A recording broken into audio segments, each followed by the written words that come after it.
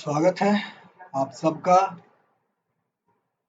मेरे YouTube channel food and fruit preservation online class में। आज से अपने इस चैनल पे मैं सामान्य आधारित विषय की ऑनलाइन क्लासेस भी शुरू कर रहा हूँ, जिसको आप मेरे YouTube चैनल पे जो प्लेलिस्ट है, जो वीडियो की प्लेलिस्ट है, उसमें मैंने एक अलग प्लेलिस्ट को क्रिएट किया है सामान्य आधारित विषय हेतु। वहाँ पे जाके आप बड़ी ही सुगमता से इन क्लासेस को देख सकते हैं। ऐसे सीधे वीडियो सेक्शन में अगर आप देखते हो तो वहाँ पे आपको छाँटना पड़ता है, लेकिन यदि आप प्लेलिस्ट सेक्शन में जाते हैं तो अलग-अलग प्लेलिस्ट अलग-अलग क्लास के लिए मैंने बनाई हुई है, जहाँ पर आप क्रमवार तरीके से अपने कोर्स से संबंधित वीडियोस, ऑनलाइन वीडियोस को देख सकते हैं। यदि आप व्हाट्सएप पे इन वीडियोस को देख रहे हैं तो कृपया यूट्यूब पे जाइए और मेरे इस चैनल को सब्सक्राइब करिए। साथ ही साथ बेल आइकॉन को भी जरूर दबाइए। ऐसा करने से जैसे ही इस चैनल पे कोई वीडियो अपलोड होगा, उसकी सूचना तुरंत आपको प्राप्त हो जाएगी। तो अब आते हैं अपने असली मुद्दे पे। आज से सामान्य आधारित विषय की क्लासेस को मैंने शुरू किया है। इसमें हमें 2 पेपर पढ़ने हैं। पहला जो पेपर है, मतलब प्रथम प्रश्न पत्र जो है, वो है पर्यावरणीय शिक्षा एवं ग्रामीण विकास, और दूसरा जो प्रश्न पत्र है वो है उद्यमिता उद्यमिता विकास। तो अभी हम प्रथम प्रश्न पत्र से शुरू करेंगे, पर्यावरणीय शिक्षा एवं ग्रामीण विकास।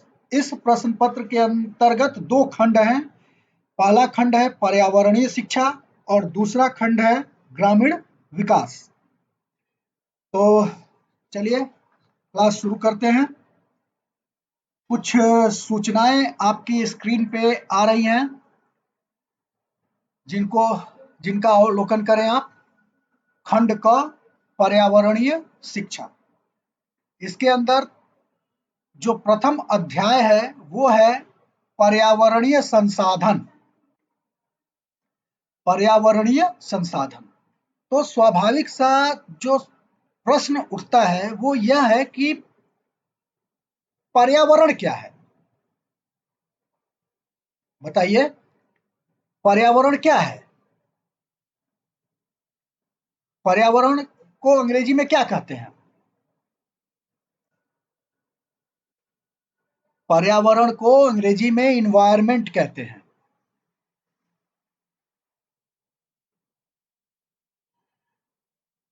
और पर्यावरण क्या है?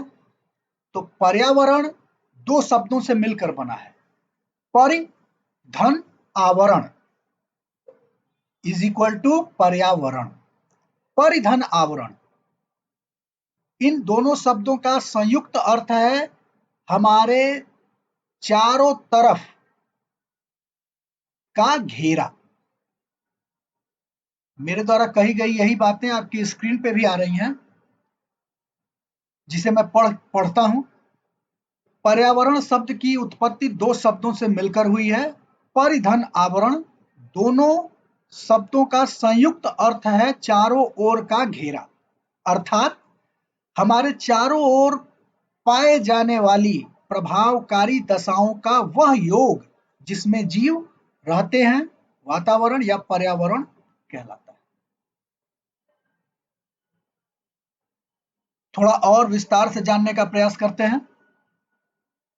कुछ और सूचनाएं आपकी स्क्रीन पे आ चुकी हैं। पर्यावरण उन समस्त प्रक्रियाओं, दशाओं, बलों तथा वस्तुओं का सम्मिलित स्वरूप है जो भौतिक अथवा रासायनिक रूप में जीवन को प्रभावित करते हैं। यह प्रभाव जो है ना, वो प्रत्यक्ष या अप्रत्यक्ष दोनों ही रूप में हो सकता है। मतलब समझ में आया? मतलब ये है कि वो समस्त घटक जो प्रत्यक्ष रूप में या अप्रत्यक्ष रूप में हमारे जीवन को प्रभावित करता है या करते हैं, उन सबको मिलाने पर पर्यावरण की उत्पत्ति होती है। दूसरे और व्यापक शब्दों में पर्यावरण वह है जिसमें मनुष्य सहित समस्त जीव रहते हैं।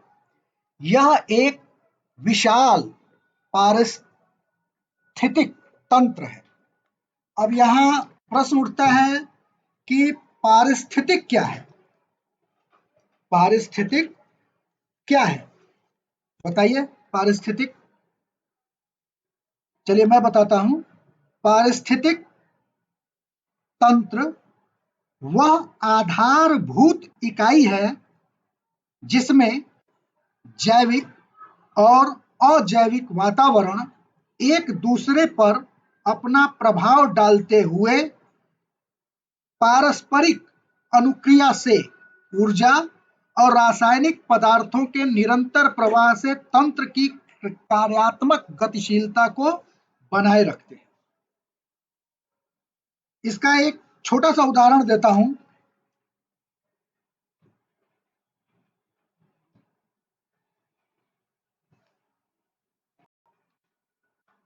जैसे पेड़ पौधे मिट्टी, जल, खनिज तथा सौर ऊर्जा से भोजन प्राप्त करते हैं। मतलब कि पेड़ पौधे सौर ऊर्जा, जल, खनिज से अपना भोजन प्राप्त करते हैं। इन पौधों को या इन पौधों से शाकाहारी पशु जो होते हैं वो अपना भोजन प्राप्त करते हैं, और उन शाकाहारी जीवों से जो मांसाहारी जीव हैं वो अपना भोजन प्राप्त करते हैं। और पौधों, शाकाहारी पशुओं, मांसाहारी पशुओं से मनुष्य जो है वो अपना भोजन प्राप्त करता है। इन सभी के अंगों द्वारा छोड़े गए अवशिष्ट पदार्थ का सूक्ष्म जीव भक्षण, पृथक्करण एवं अपघटन करते हैं, जो पुनः मिट्टी में मिलकर खाद के रूप में पौधों को भोजन प्रदान करता है। तो समझ में आया पारिस्थितिक तंत्र क्या है? मतलब कि प्रत्येक हमारे पर्यावरण में विद्यमान हर एक घटक एक दूसरे पर निर्भर है, एक दूसरे का पोषण करता है। यही पारिस्थितिक तंत्र है। आगे आपकी स्क्रीन पे जो सूचनाएं हैं उस पर चर्चा करते हैं। यह एक विशाल पारिस्थितिक तंत्र है जो 4 घटकों के सम्मिलन का परिणाम है। ये 4 घटक क्या हैं भाई? तो ये 4 घटक हैं भूमि, जल, वायु तथा जैविक प्राणी। अब इसमें भी भेद है।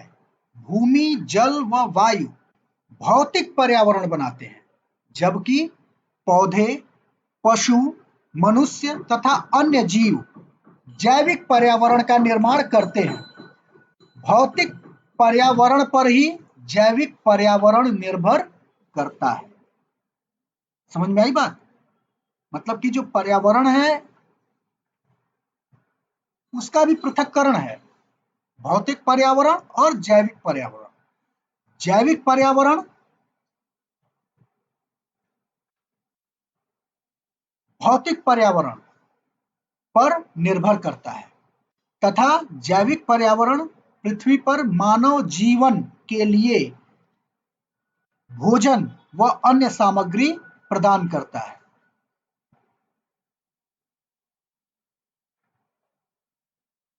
अतः जीवों, भौतिक पदार्थों तथा दशाओं आदि से बना वातावरण दो प्रकार का हो सकता है। वो क्या है?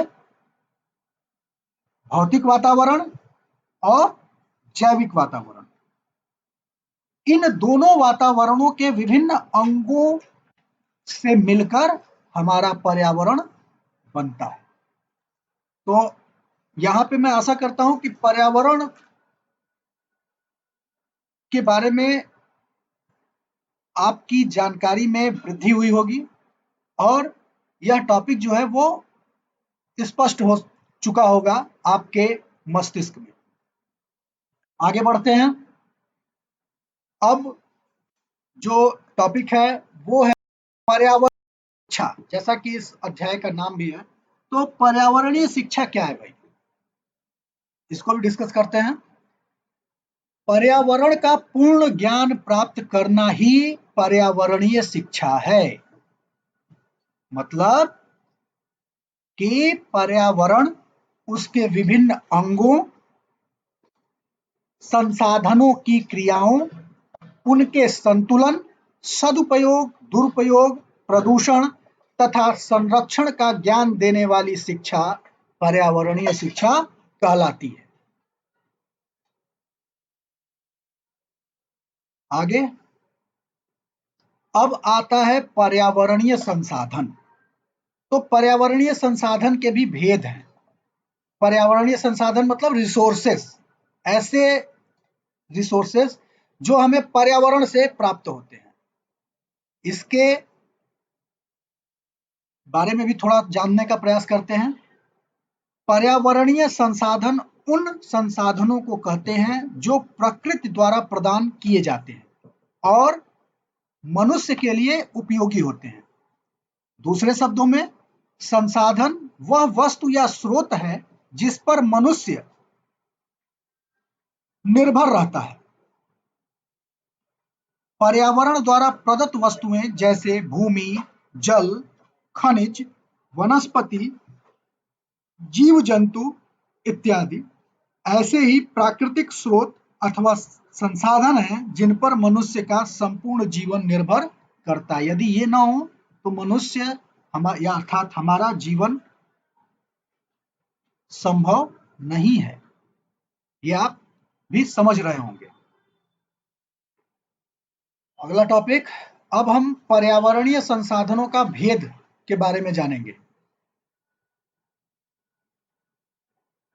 जैसा कि हेडिंग से स्पष्ट है, पर्यावरणीय संसाधनों का वर्गीकरण। अब वर्गीकरण कितने हैं?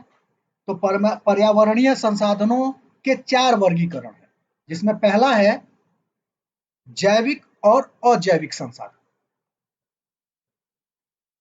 तो जैविक और अजैविक संसाधन क्या है? जैविक संसाधन अर्थात वो रिसोर्सेस जिनमें जीवन है, जैसे कि हमारे पेड़ पौधे, जीव जंतु, पशु पक्षी, हम स्वयं, ये सब जैविक संसाधन के स्रोत हैं। अब बात अजैविक संसाधन।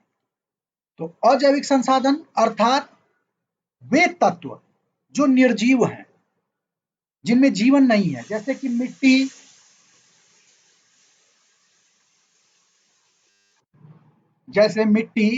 जल, खनिज, चट्टाने व शक्ति के स्रोत इत्यादि। अगला भेद क्षयी तथा अक्षयी संसाधन। तो जैसा कि नाम से ही स्पष्ट है, क्षयी संसाधन मतलब जिनका क्षय होता रहता है, और अक्षयी संसाधन मतलब जिनका क्षय नहीं होता है, जो निरंतर निर्मित होते रहते हैं। थोड़ा विस्तार से जानते हैं। ऐसे संसाधन जो एक बार प्रयोग करने से समाप्त हो जाते हैं और पुनः उनका नवीनीकरण संभव नहीं होता, या अगर नवीनीकरण संभव भी है तो हजारों लाखों वर्ष में संभव है, तत्काल संभव नहीं है। ऐसे संसाधन क्षयी संसाधन कहे जाते हैं, जैसे लोहा, कोयला, पेट्रोलियम, आणविक ईंधन, गैस इत्यादि। और अक्षयी संसाधन क्या होते हैं? तो अक्षयी संसाधन ऐसे स्रोत हैं जो एक बार प्रयोग करने से नष्ट नहीं होते, क्योंकि उनका जो नवीनीकरण है ना, वो लगातार होता रहता है। मतलब इसमें कंसिस्टेंसी होती है, लगातार लगातार इनका निर्माण होता रहता है। जैसे कि वायु है, जल है, सोलर एनर्जी है, मिट्टी है, जीव जंतु हैं, इत्यादि इत्यादि इत्यादि। प्राकृतिक क्रियाओं के फलस्वरूप ऐसे संसाधनों का निर्माण तथा उपयोग निरंतर होता रहता है। अगला, संभाव्य एवं विकसित संसाधन। संभाव्य मतलब संभावना युक्त, और विकसित मतलब जिनको की जिनकी संभावनाओं को प्रयोग कर लिया गया है या उपयोग करने लायक बना दिया गया है, वो विकसित संसाधन। और संभाव्य मतलब कि ऐसे संसाधन, ऐसे रिसोर्सेस या ऐसी जगहें जहां पर कि हमें संभावनाएं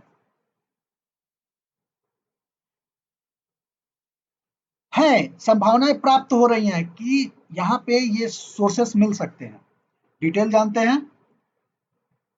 संभाव्य अर्थात ऐसे संसाधन जिनका अभी तक उपयोग नहीं किया गया है, किंतु किंतु निकट भविष्य में प्रयोग किए जाने की पूरी संभावना है। जैसे कावेरी नदी के बेसिन में नए तेल स्रोतों की खोज। कावेरी नदी कहाँ बहती है बताइए? कावेरी नदी दक्षिण भारत में बहती है। और विकसित संसाधन क्या है?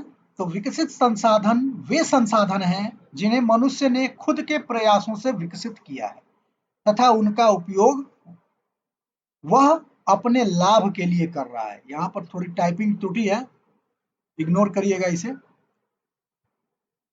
विकसित संसाधन वे संसाधन हैं जिन्हें मनुष्य ने खुद के प्रयासों से विकसित किया है तथा उनका उपयोग अपने लाभ के लिए वो कर रहा है। अब चौथा है कच्चा माल तथा ऊर्जा संसाधन। कच्चा माल से स्पष्ट ही है, वो कच्चा माल के अंतर्गत वे सभी स्रोत आते हैं जिनके दम पर कोई उत्पाद उत्पादित किया जाता है। और ऊर्जा संसाधन मतलब शक्ति के स्रोत। शक्ति के स्रोत क्या है भाई बताइए? हमें कहां से शक्ति मिलती है? शक्ति का स्रोत, सबसे बड़ा स्रोत सूर्य है। उसके बाद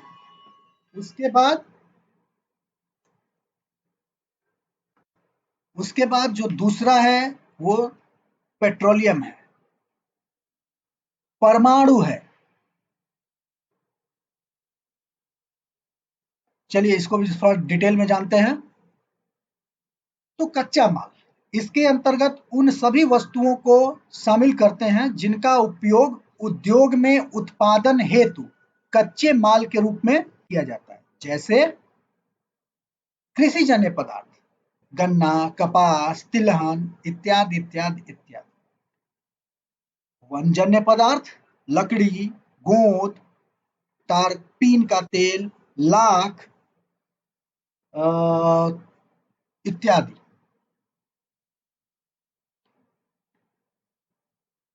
भूजन्य पदार्थ, लोहा, तांबा, मैग्नीज, अभ्रक इत्यादि। और पशुजन्य पदार्थ जैसे कि दूध, मांस, चमड़ा इत्यादि।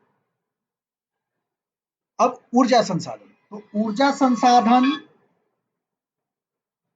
में वे पदार्थ सम्मिलित हैं जिनसे ऊर्जा प्राप्त होती है तथा यह ऊर्जा उद्योगों में मशीनों तथा परिवहन हेतु यंत्रों को चलाने के काम में आती है। जैसे कोयला, गैस, जल विद्युत पेट्रोलियम पदार्थ, सोलर एनर्जी, सूर्य मतलब सूर्य ताप, न्यूक्लियर एनर्जी मतलब परमाणु ऊर्जा इत्यादि। तो आज हमने क्या-क्या पढ़ा? आज हमने पर्यावरण के बारे में जाना, पर्यावरणीय शिक्षा के बारे में जाना, पर्यावरणीय संसाधनों के बारे में जाना, उनके वर्गीकरण के बारे में जाना। आशा करते हैं आप सबको इस क्लास द्वारा आप तक पहुंचाई गई समस्त जानकारी भली-भांति आपको समझ में आई होगी। अब अगले क्लास में हम जिस मुद्दे को डिस्कस करेंगे वो है भारत में पर्यावरणीय संसाधन की क्षमता तथा उनके संदोहन और उनके संदोहन के परिणाम स्वरूप पर्यावरण पर क्या प्रभाव पड़ता है, इसके बारे में हम अगली क्लास में डिटेल से जानने का प्रयास करेंगे। तो यहाँ पे क्लास को खत्म करते हैं और एक बार पुनः आग्रह करता हूँ कि आप इस चैनल को जरूर सब्सक्राइब करिए,